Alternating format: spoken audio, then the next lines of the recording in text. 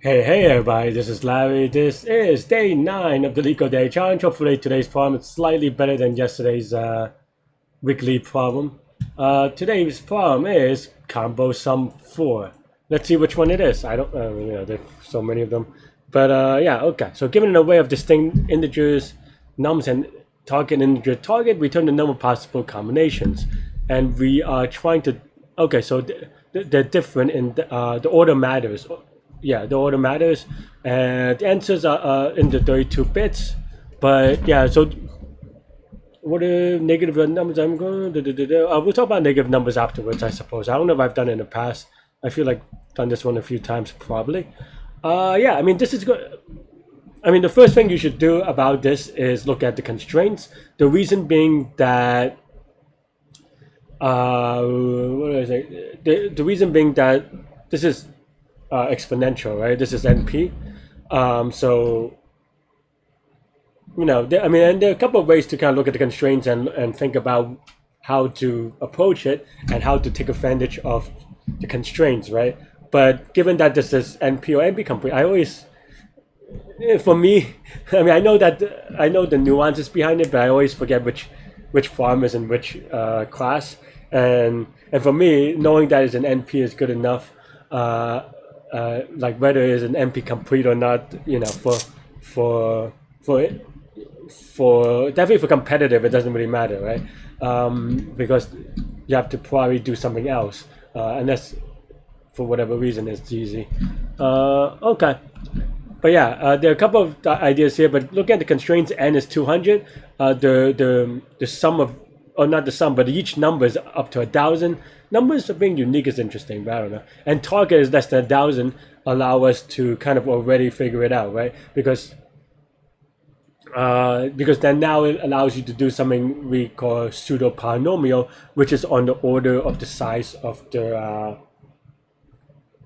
storage size or whatever, right? Meaning that given that this is 1,000, you could do something, and this is just, let's say this is t, we can do something like t times n or something like this, right? Yeah, and I think that's,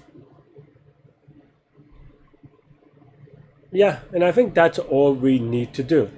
Um, uh, right? I'm trying to think in my head which way is a little bit cleaner. I mean, I think it doesn't really matter. So yeah, so there are a couple of ways you can do it. Actually, to be honest, but the way that I think the one thing you have to do, and that's what I was kind of doing in my head, which I didn't articulate very well, is kind of the hardest part about these combination summoned is that, yeah, okay, it's for loops, it's maybe recursion, you want to do recursively, but it actually matters. There's some nuances with respect to whether the order matters, or and stuff like this, right? In this particular case, the order doesn't matter. So you have to kind of enumerate the problem in that way, right? Because like the first number could be 1, but it could also be 2 and then go back to 1.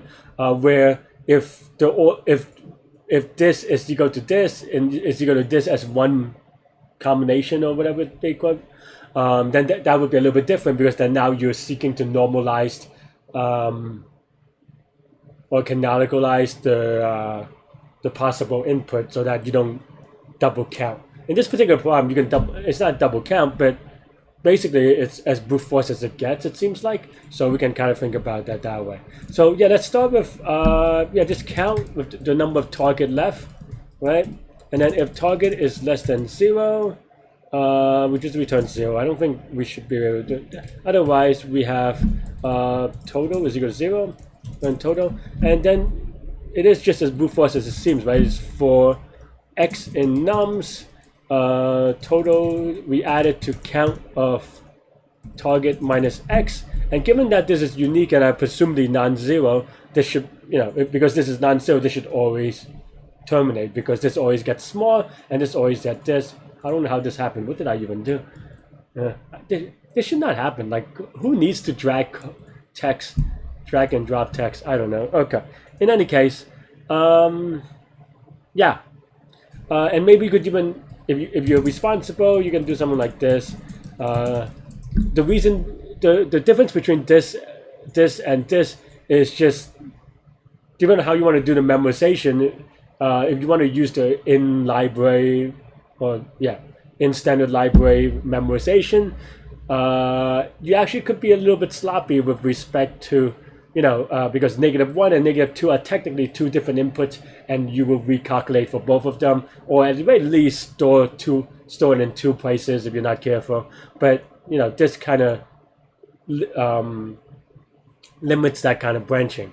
But I mean, it doesn't really matter in this particular case because we're going to cache manually, and I think that's pretty much the idea. This is it. Let's give it a quick run before the memorization so that we can see that we're right. It is wrong because we don't.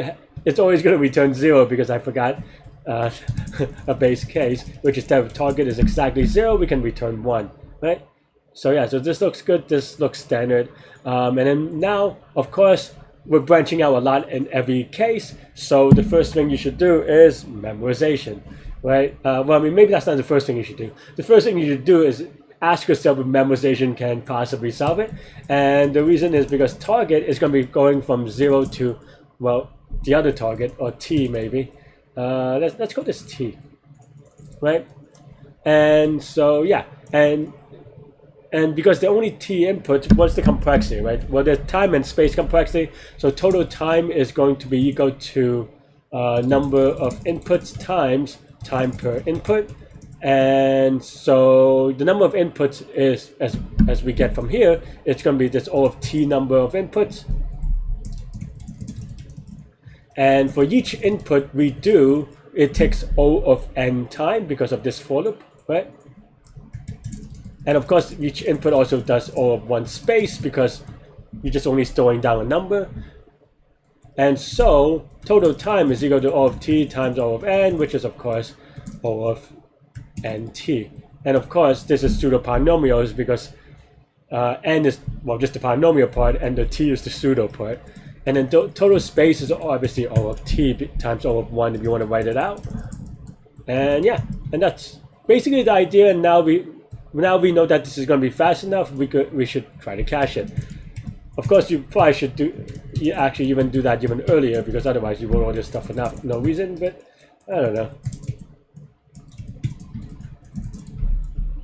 And so if it's not that, then if it has cache of target, then return cache of target. Otherwise,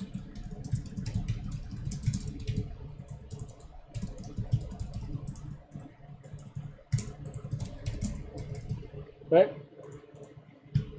And for funsies, we should probably stress test this a little bit. So the worst case is probably going to be target is equal to 1,000, and we have 200 numbers. So all right, maybe I'm a little bit lazy on the stress test because I'm not going to write that much. But let's do at least 20, right? Oh, the answer. Okay, so well, so we already overran the thing. So I don't know. Let's at least get something to see. Okay. Okay, that's actually a pretty big number. But let's give a quick submit.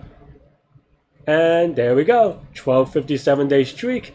We already did the complexity and everything, and that's pretty Gucci. What did I do last time? I guess I did exactly the same last time.